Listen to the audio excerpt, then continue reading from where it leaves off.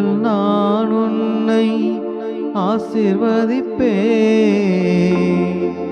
எல்லையில்லா நன்மைகளால் நிரப்பிடுவேன்.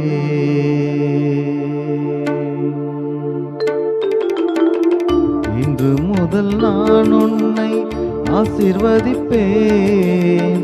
எல்லையில்லா நன்மைகளால் நிரப்பிடுவேன். பெரிய இனமாக்கி ஆசீர்வதிப்பேன்.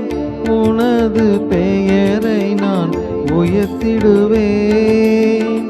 பெரிய இனமாக்கி ஆசீர்வதிப்பேன். உனது பெயரை நான் உயர்த்திடுவேன். ஆசீர்வாத வாய்க்காலாய் நீ இருப்பாய். ஆசீர்வாத வாய்க்காலாய் நீ